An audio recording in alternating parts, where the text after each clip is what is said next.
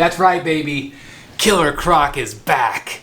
Hello, my friends, and welcome back once again to Brotherhood of the Bat Collectibles. My name's Chris, and I'm the Batman statue collector right here on YouTube. Hey, if it's your first time viewing, please hit that red subscribe button. I really think you're going to enjoy this content. Now look at what I have here. The gnarly, the monstrous Killer Croc 1/3 scale statue from our friends over at Prime 1 Studio. Now you might be saying, hey Chris, didn't you already own this? Why did you sell it in the first place? Were you insane? Yes, I was. And why is it back in the Batcave? Those are all great questions, and I did address some of those on my live unboxing. Thanks everybody that tuned in. That was so much fun. But basically, here's the story real quick, is that basically Prime 1 was going to be doing a 1/3 scale Killer Croc versus Batman. They teased it at the next level. I was excited. I was already starting to maybe kind of dwindle my Arkham collection down. Some of them pair up really nicely with the comic book pieces. Some of them don't because of size, head sculpt size and things like that. And so I thought I was safe to sell him. However, months later, I found out that the Killer Croc versus Batman diorama from Prime 1 is actually going to be quarter scale.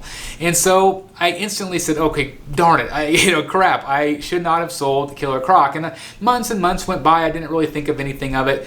But then I started thinking, you know what, I really want at least one character out of every single character that I love in terms of villains, in terms of heroes, in 1/3 scale. And I don't know if Prime 1 is ever going to do another Killer Croc.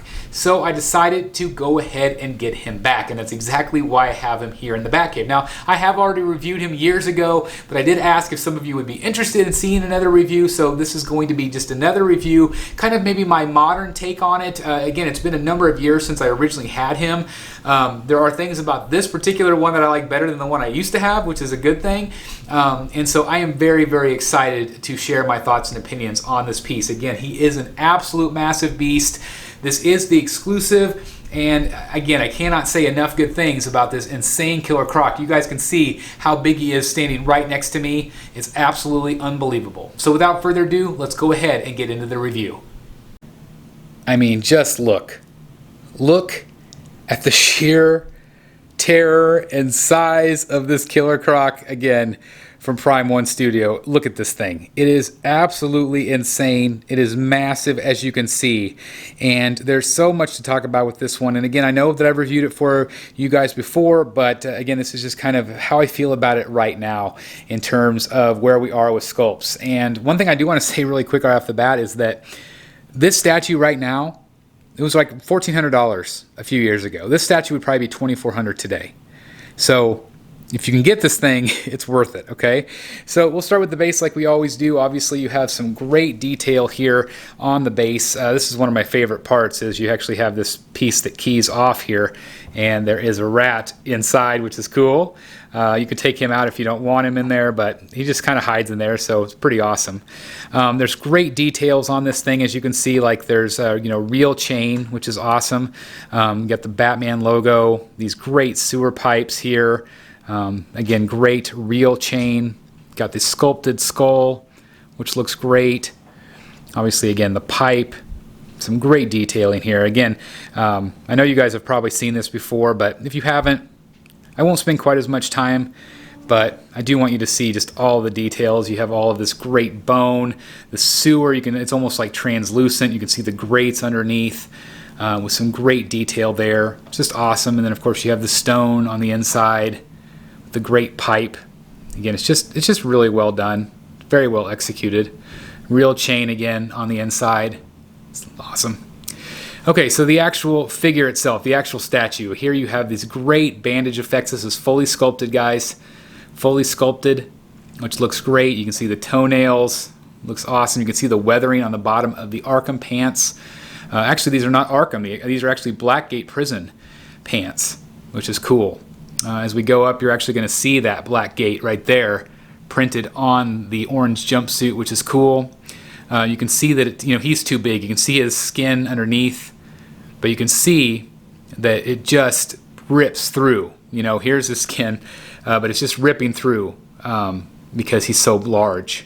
Clearly they don't have pants big enough for him.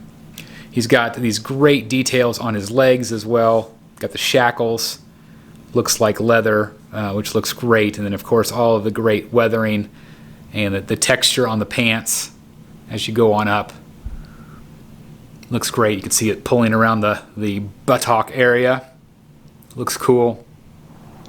Again, all of that great, you know, mud and slime on the bottom of the pant legs look really great. Looks awesome. And then, of course, as we come up here, let me come up here a little taller for you guys. It's got that great belt buckle, which again is part of, you know, it's not really a buckle. It's not part of his real belt. It's part of restraints to be tied together, which is awesome. You also have great detail on his hands. This is a skull that can be placed anywhere. So you can place it on the base if you want to. I like to have it just in his hand where he's holding it like he's going to crush a skull. Looks great. You see that again, the detail here on the arms with the bandages. You can see like the little scales poking through, which looks great. And again, the great detail on the hands. And then if we go over here to this side, again, you have the bandages hanging down, which those key in. And again, you can just see the great level of detail on the hands. I really like the movement on this guy, like he's kind of walking forward. Speaking of detail here, I mean, look at this back. It's got this great, I do have a light shining on it just to help you guys see the detail a little bit, but there is a shine to it that makes it look like it's wet, which is really, really cool. Again, this is all some detail you don't necessarily see because it's on the back, but it's just incredible how reptilian it looks. And again, you can just feel the wetness off of him, kind of like he's perspiring almost. It's all very intentional. It doesn't pick up very well on camera. You do have to just see it with the naked eye, but it's just very, very cool. Again, his chest, I like the way that his chest is, and his kind of his ab region is kind of bending over, which looks great. And then, of course, you have two different portraits. This one right here is the open mouth portrait, which looks phenomenal. This one, you know, there is a seam. Which is the case whenever you have a torso like this. But the way they hunched him over, you don't see it. It's very well done. Unless, of course, you are on the side, you can see the seam. That's been my only big nitpick about this piece. But again, the way I display him is, you know, just like this, so you don't really see the seam at all. But I mean, look at that. Just look at this thing. Look how crazy it is. Look how massive it is on this table. It is crazy big. The detail, you can see the teeth, the gums, the eyes, the piercing yellow. This one definitely has a great look to it. Definitely like he's getting ready to eat a snack. Probably Batman. Then you can take off the head, and I will reach down here and grab the other one. And so here is the other portrait right here. And this is a little bit more like, you know, it's aggressive. It's a little bit creepier, I think. It doesn't have the open mouth like the other one does, but it definitely is creepy looking. I think it's very, very, very well done, as you can see. It has great paint on it, great just applications in terms of sculpt, paint. I just think it's very, very well done. I just love this portrait as well. And again, if you guys want to see them side by side, let me kind of show you so you guys can see the two together of which one you might like better. I think I tend to like the open mouth better. I just feel like it looks cooler. But this one, you know, you definitely get a really cool looking vibe from him, I think. But they both look really good. So anyway, that's that portrait. Let me come down here and show you this right here. This is the exclusive. It's not necessary to me, but it's cool. I always like to kind of hide it in the back, but it's still a cool piece. I actually prefer the regular skull right there better, which is awesome. Cool story about this skull. I'm a big Pirates of the Caribbean fan, and when he was on the Skull Island in Pirates of the Caribbean 2, I had a skull prop from the movie. It actually even had the dirt from the mound still on it. It was incredible. And it had the exact same half skull with this exact same scar. I don't have that skull anymore. I wish I still did. I did sell it when I was getting more into Batman stuff. But anyway, I just kind of thought that's a cool side story.